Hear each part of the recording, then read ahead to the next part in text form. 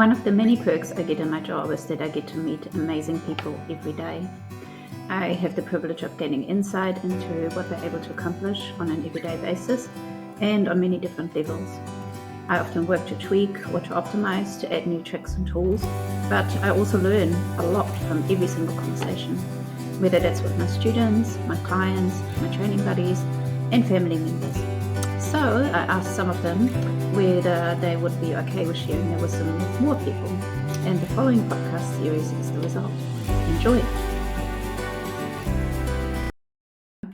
This episode's guest on Weekend Warrior Rock is Kristi. Kristi has been in change management and leadership for many years, including roles at Ministry of Social Development, Stats New Zealand, and WorkSafe. Kristi lives in Wellington, New Zealand, with a gorgeous family, a portion of which I've had the chance to meet personally, more a treat. And I've had the pleasure to know Kristi for the last 2 years.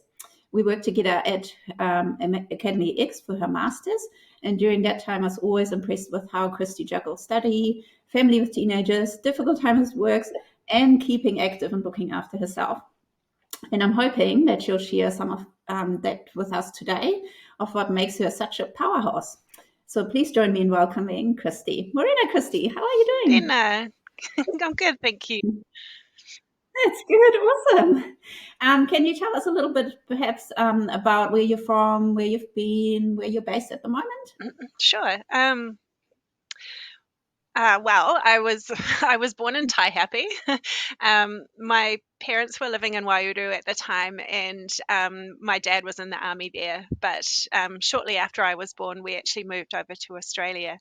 So I spent my early childhood in Melbourne. And that was amazing, and my sisters were born over there. And then we moved back to New Zealand when I turned 10. So I think at that point, it was actually a bit shocking to come back to New Zealand, especially because we moved back to a place called Martin, which is quite a small town in comparison to Melbourne. So I went from the big city to the country. And we lived on a lifestyle block there. So we had chickens and cows and sheep and pigs. When my sister was, turns out she was lactose intolerant, my mum then decided to get goats as well. So, Wow. and I had a horse, which was heaps of fun. And so then after finishing high school in Martin, I did a tiny little bit of study. I thought I'll go and do a degree in computer science at UCOL in Palmerston North. But after 6 months of not really showing up to class, the school talked to me about whether maybe I wanted to transfer my fees and do something different instead.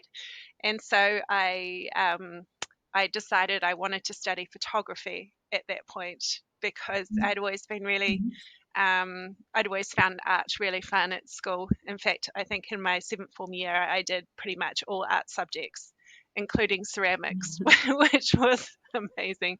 Oh, wow. And so I did the photography and had an amazing time. I spent hours in the darkroom developing my film, and I'd go in the morning and come out and it would be dark at night. So I definitely had a lot of fun there. And then I got a job in Wellington in a photography studio. So I moved to Wellington for this job. But it was sort of doing admin and assistant work for the photographers.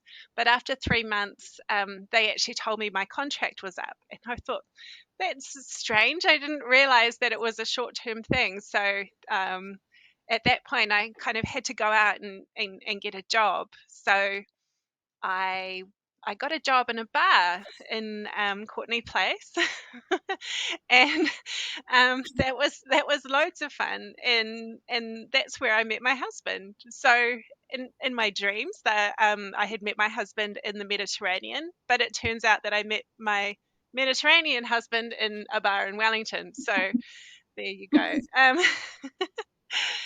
And yeah, so now we have two kids, and we live in Miramar, and where we live is a beautiful place. It's surrounded by native bush, and we've been really lucky here because we've had the predator free um, movement in the suburbs. So they've eliminated almost all of the rodents, and the bird life is just absolutely thriving. So it's very noisy outside, which is just wonderful.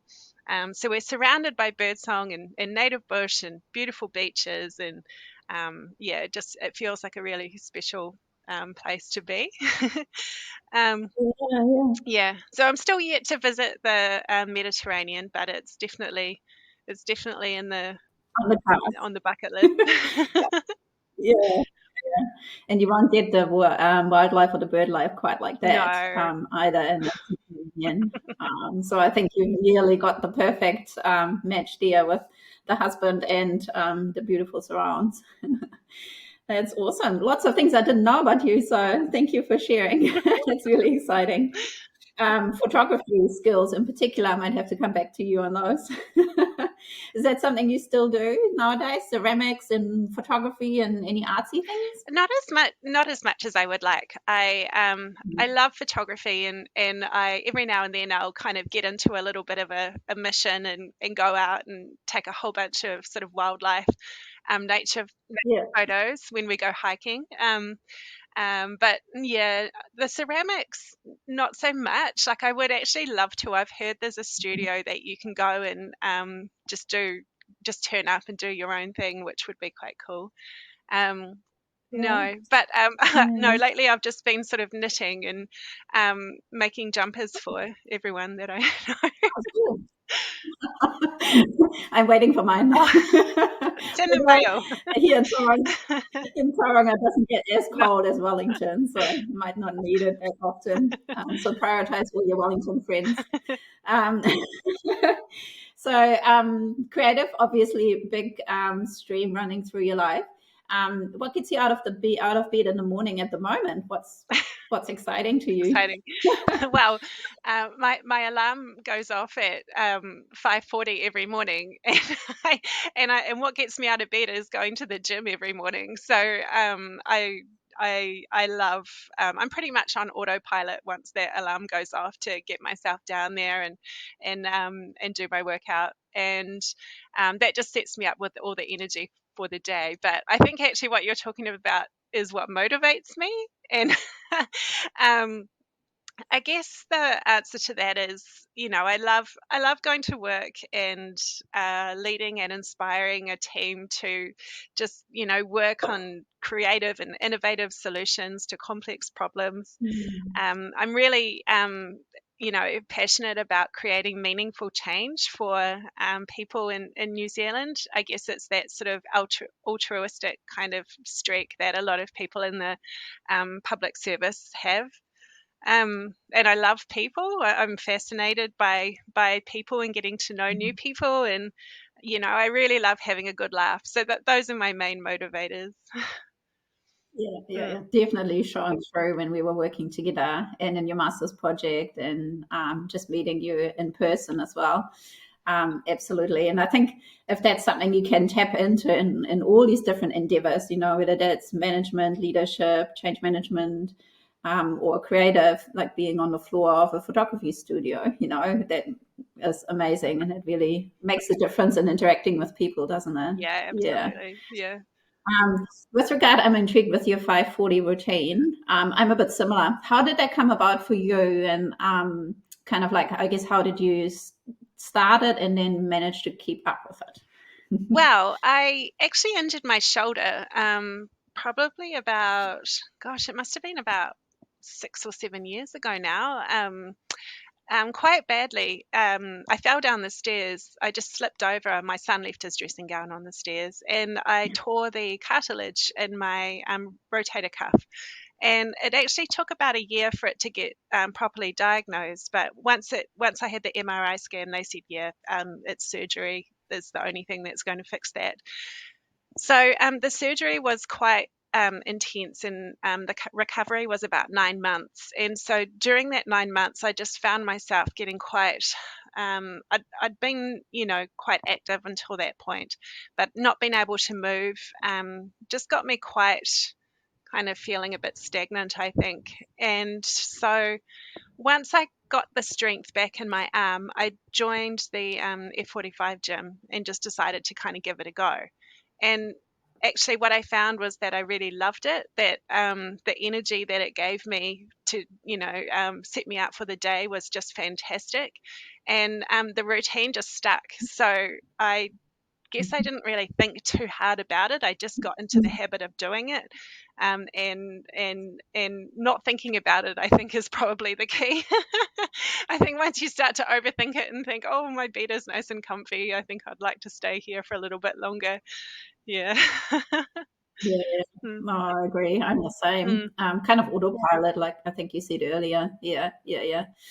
And would that be included in kind of your top tips of looking after yourself, your body in particular, physical health, I guess, when Oh, you're juggling all these different things? 100%. Yeah, I think my top Yeah. my top tips for looking after my body would be, number one would be wear sunscreen, because the sun here is incredibly intense, um, and it's important that we, protect ourselves from skin cancers. But also eating well and exercising. So I'm vegetarian. I've just found that vegetarian diet really works for me, but also from an environmental perspective, I feel really good about that. And but exercise, I'm all about it. I love to feel strong, and I've had a few fitness eras actually in my life. So when I was living in Australia, I think like most kids over there, you get into some sort of sport, and it's very competitive. The competitive spirit is really drilled into you from a young age. And so I got into swimming, and the swimming coach that I had was a gold medalist breaststroker at, I can't remember what Wow. Olympics it was from, but I think most people get trained by a gold medalist swimmer in Australia. um, so anyway, I got trained on technique and skill, and I don't think I was particularly special over in Australia. But when I came back to New Zealand, I just blew everyone out of the pool, and my mum couldn't quite believe it. She's like, "Oh, you're finally good at something." and and so yeah, there was the swimming era, and I'd get up and I'd go and do training at 5 a.m. and squad training, and I've even got a few records actually from swimming at the Martin Rangatiki College in the Martin School pool. Um, Oh, wow. and then it was running. So I got into running when I was working at Stats actually, because there was a bunch of people doing a relay around Mount Taranaki, the round the Mhm. mountain relay, and so they'd pulled a team together called Stats Rounding the Mountain. Typical kind of nerdy statistician jokes. Um, and so I thought, okay, well, I can do that, and I'll train up and I'll do a 5K leg in that. And then that 5K leg turned into a 10K race, and then that turned into a half marathon. And then, after that, it was sort of just again another thing that I enjoyed and kind of just would try and find time for during my week. So I usually have Mhm. like one short run a week after work, and then maybe on the weekend I'll do a longer run. And then my most recent obsession has been Hyrox. So I'm now in my Hyrox era. I, d- I did the Auckland Hyrox just to kind of challenge myself, and it was really tough, but the training was amazing, and I've never felt stronger. And so I've signed up for to do the Hyrox competition in Sydney in July. So I'll be Mhm. eyeing up a better time, hopefully. The ever competitive Yeah. sport play. Yeah. Oh, Yeah, that's awesome. yeah, Lots of very multi-talented. I think with swimming, that gives you a really good foundation too, doesn't it? And go into different sports then. Awesome. Would you say that the time when you were a kid and you kind of got into those routines, that was maybe a key, like that kept you going through adult life as well? yeah, absolutely. I think I've always been quite a routine orientated person, so I try and have my days for things and have it planned out so that it's I guess so that I Mm-hmm. don't have to think too much about it really. Yes, absolutely. I'm the same. Is that something you did with your teenagers as well? Are they into anything or just observing from the outside? I've tried. I don't quite understand how they've managed to avoid my competitive spirit. Like they are more interested in playing for fun or for participation. Like, what is this? Which is right. No, but actually, it was really funny because they were quite uncoordinated, probably until about 10 years old, and it wasn't until they kind of turned 10 that they kind of sort of clicked and realized that they could use their bodies quite effectively. And so my daughter was into netball, and all of a sudden she was just amazing on the court. And I was talking to her about this yesterday. She could shoot. She was a goal shooter, and she could shoot goals from anywhere in the circle, and she'd get it in the net. Like her hand-eye coordination is amazing. And my son, he's interesting. He plays rugby. He enjoys playing rugby. I wouldn't say he's particularly good at it, but he definitely has fun. It was only a couple of years ago, really, that he was sort of stopped flapping around the back of the field and actually started tackling. So that's good. But Don't blame it's him. good that he's moving, and I guess that's the main thing. And this year he actually asked to sign up for rugby, so Oh, rather than cool. us kind of pushing him into doing it. I, Yeah, I yeah. guess our rule is that you have to play a sport, you have to do one thing to keep active. So Yeah, yeah. yeah. I think that's a fantastic Mm, rule. And I think actually counter to what you were saying, and you're a bit disappointed perhaps that they haven't picked up quite a competitive spirit. I think there is nowadays, my experience is there's a lot of competition on young athletes, and it's probably actually nice if they, dabble in lots of different things and pick up the good habits from you without the pressure of needing to be, top of the table or whatever else sport that they're in. So I think you're doing an amazing job in modeling. I think that's literally thank you. what teenagers pick up on. So looking after your body is very important, particularly during study. If you think about all those hours sitting down and reading and writing, have you got any specific tips you want to share about looking after your brain? Having gone through a master's degree on top of everything else, and movement is obviously part of that, but anything specific around looking after the brain as well?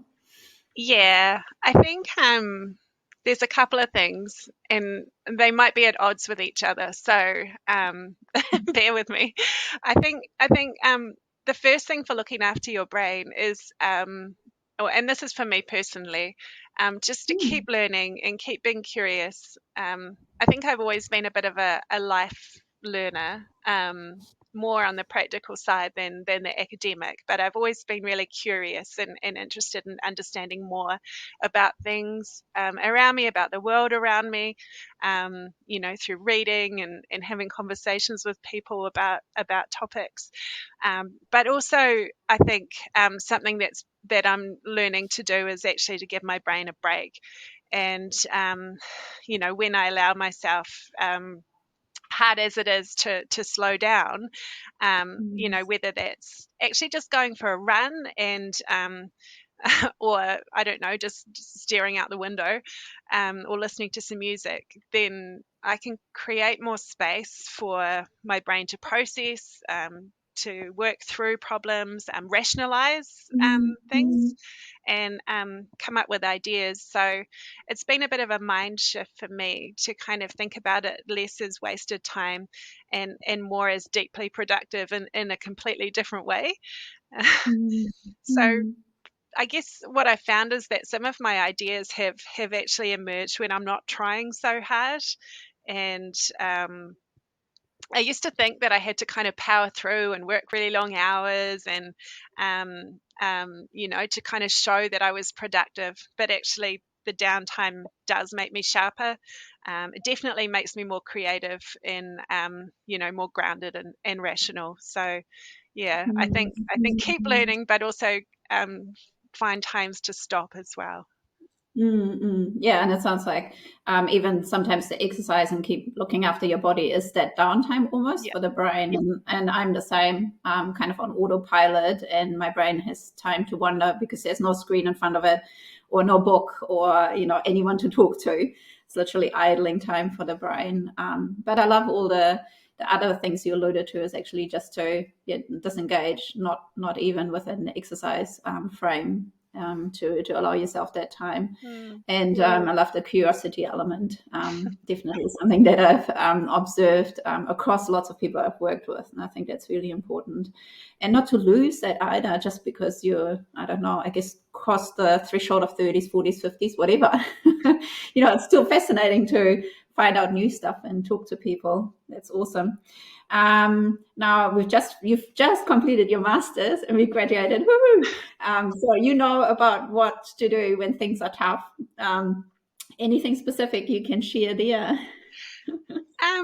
Well, if I'm honest, this is probably not my strongest area. I sort of just have a tendency to kind of take on too many things and then eventually become mediocre at everything. So, um, but looking after my brain is absolutely a non-negotiable because I've been through times where my mood and my mental well-being has really taken a hit. So what I've learned is that rest and reflection are not self-indulgent, and asking for help isn't weakness, but they're actually both vital tools for staying really well. And also recovery for me from those times has not been linear. Um, but I do have faith that it's possible, to get back to feeling good. And I found strength in slowing down. Also, to be careful with who and where I spend time, trying to be kinder to myself, and then just hope and knowing that tough times don't last forever, and just those small steps can shift things in a big way. And I guess this last year has been really tough. Starting my master's it has been really tough, but it's been one of the things that's kind of kept me through because, there's been like an end in sight and, working towards that achievement. But the work stuff has been really tough. There's been a lot of change across my work, a lot of change across government. And that has a huge impact and toll on people who are constantly subjected to change. And I think in terms of getting through, it's important to take advantage of all those helps that are made available to you. um, Yeah. and to talk to people, to find people that you can sort of confide in and encourage each other, but then just to find spots for having fun, for having a bit of a laugh, and and also being able to get busy and get on with really good work. One of the big things that's got me through over the last year is that my team's had a really important role to play in developing some really good pieces of work for my organisation. So being able to keep busy and keep focused on that has been fantastic. The worst thing I think is to be subjected to change and also to feel a bit bored as well, because then that's really really tough on you. Yeah, yeah, Mm. yeah. Oh gosh, so much cool insight there. I particularly latched onto the non-linearity of recovery and progress as well that lots of people don't necessarily think about, particularly I guess in the environment that I mainly work in as learning, and the other is recovery from injury. or progression towards a goal, whether that's academic or athletic, is just to be aware of that and set, I guess, your expectations accordingly, and not to get downhearted if you're taking a step back. Sometimes you take a couple of steps back and then 3 steps forward again. So love all the insights. And what do you do when things go well? So we talked about when it's tough. Does it look similar when you celebrate when things are going well?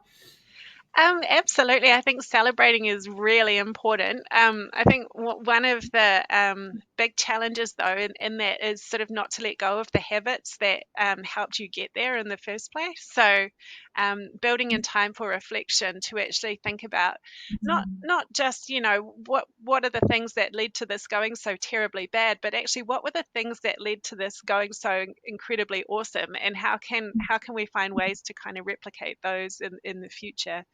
um, so it's tempting to ease off a little bit when life is good and life is light.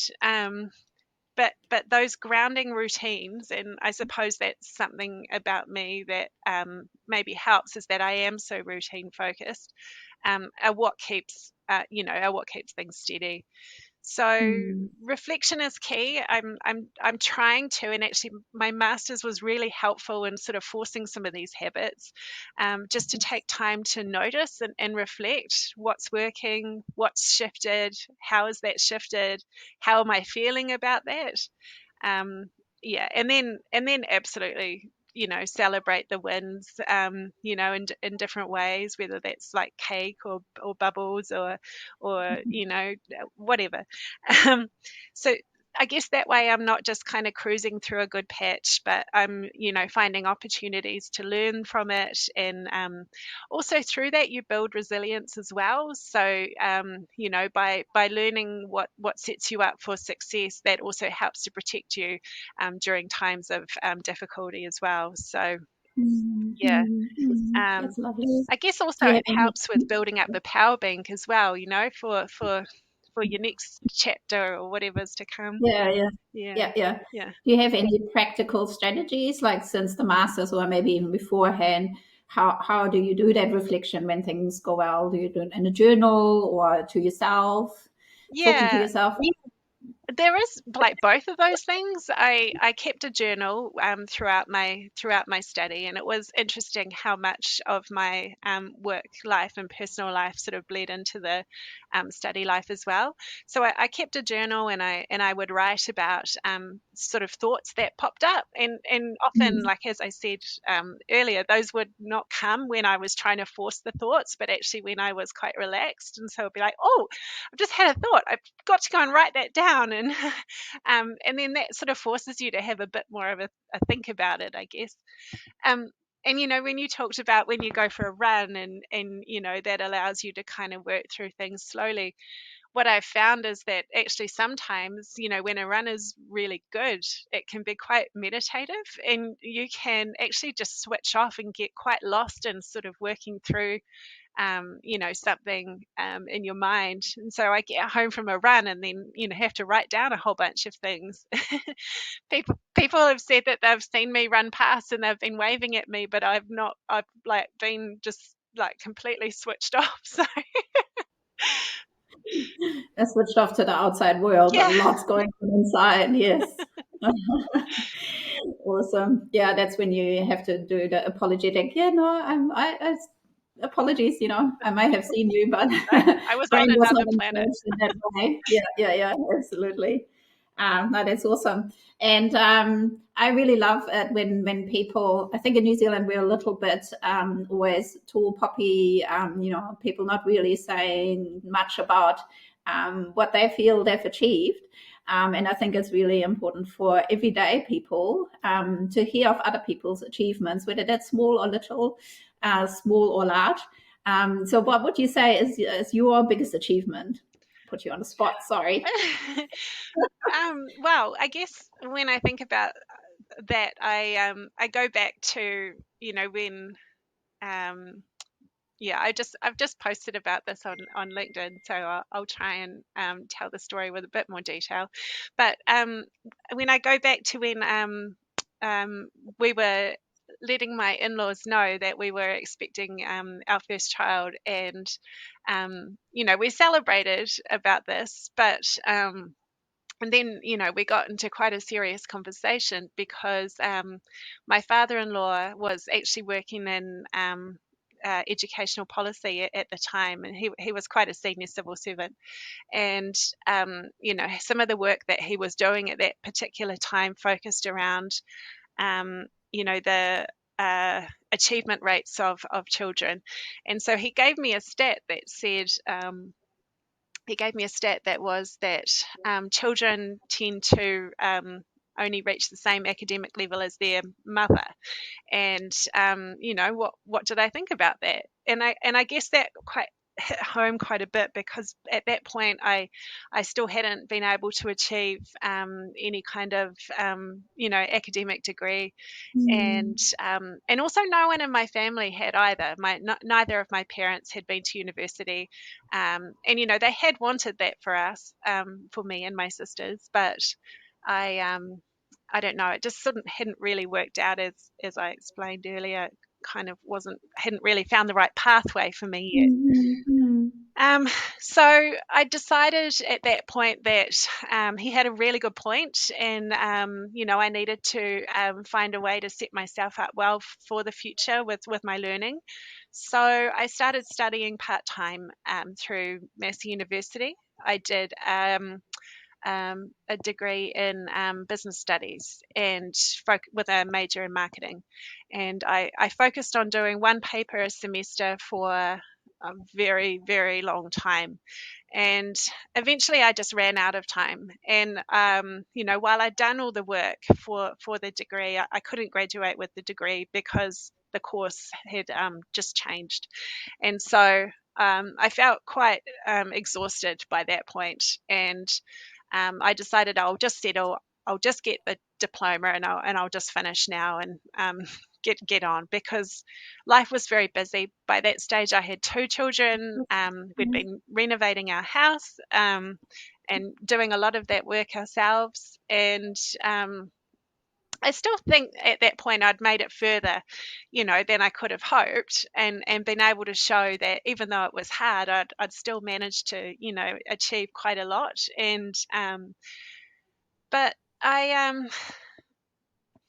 I guess that itch was always there to keep going, and I guess to wear with a cap. What is the cap called? The trench. Oh, I don't even I'm know. Yes. not sure. So that definitely wasn't the end. And then, I was talking with a friend about doing some study, and they'd been doing the Leading Change for Good postgrad certificate, and really enjoying it. And I couldn't stop thinking about it. So I asked if it was okay if I, enrolled as well, and they were really supportive. And so after doing that, I found I was having a really good time, and I really enjoyed what I was learning about and studying, and what I was creating through my thinking, and how relevant it was to my work as well. So it was very practical. And by that point, I'd done the certificate, and there was the opportunity just to keep going and do the masters. And given I was already a third of the way there, I figured, oh well, I'm already kind of, It's um, like rounding the hills with the statisticians. that's right. So I decided, okay, I'll sign up, and I'll do the masters in organizational change and resilience. And I focused on the enablers and barriers to community-led change in areas of low resilience. Just looking at the Te Tairāwhiti region as a case study, because that region is hit with just unimaginable hardship and environmental challenges. And, just I really wanted to understand more around, the people there, and what is it about the people that gets them through. So, that was really a bit of a passion project for me, I suppose. But what it did reinforce for me was that lasting change does start in communities with the right support. it can be really successful. And this quote I've got here, really has stuck with me and really sums it up for me. We're trying to create ripples of influence on a pond, but during a storm, it's hard to see how far they've gone until things calm down again. Then you can see how far that influence has spread. And I guess that's a little bit what this journey has been like for me. So I guess the storm of parenting and working and studying, I couldn't always see the progress, but now, and I guess in the calm, or it's only been a couple of months really since I finished my study. Well, let's call it calm for now.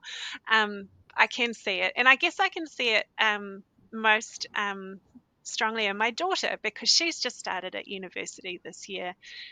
She's doing law and sociology at Victoria University, and she's enjoying it. And she was the reason that I started this journey, and I guess it's really great to see that I have been able to make that intergenerational difference for my family. So I guess she's the proof of what happens when you back yourself. Yeah. And she's gorgeous too, and so full of life and curiosity and interest for people, which I can totally see you in her too. Awesome. Yeah. Oh, thank you for sharing that quote too. It's beautiful. Now that you've wrapped up the study, we've had a couple of months, is there anything that you read, or have you said, now I'm out of reading, I don't want to touch a book again, or a podcast, or anything that you think is really worth it, that you get stuck into, that you think would be worth sharing with anyone? It was actually nice to be able to read just some fiction, really, and switch off a little bit. And so I've read a fabulous book called The Women, which is about the women in the Vietnam War. So there were many women who went over and worked as nurses, and they weren't considered to have been in war, but actually some of them were seeing like the worst side of it. So that was a really fabulous story, which I very much recommend, but quite harrowing at times. And I'm just at the moment reading a book called it's called The Last Secret Agent it's by Jude Dobson, about a woman called Pippa Latour, who was a spy behind Nazi enemy lines, and she was this is a fabulous story, and it's hard to believe that it's true at times because it's so exciting, but it's about this woman who is sent into Germany to send intelligence back to England, and oh my gosh, it's so exciting. I would definitely recommend it. Oh, awesome. Yeah. That's going to give everyone a bit of inspiration. Fantastic. Well, thank you so much. Anything else you've got on your list you'd like to share? No. I can't think of anything at the moment. Awesome. No, thank you so much for joining me this morning. It's been an absolute treat. Really love all your insights in and around, connecting with people, thinking about creating real change and improvement for everyone, curiosity and learning, or purposeful and intentional interaction with people, and acts and habits. So it's been really, really rich. I hope lots of people can take lots away from this. Thank you very much, and we'll catch up again soon. Thank you. Thank you for listening. If you enjoy this podcast, click like on YouTube and subscribe to the channel on YouTube, Apple or Spotify. Weekend Warriors rock.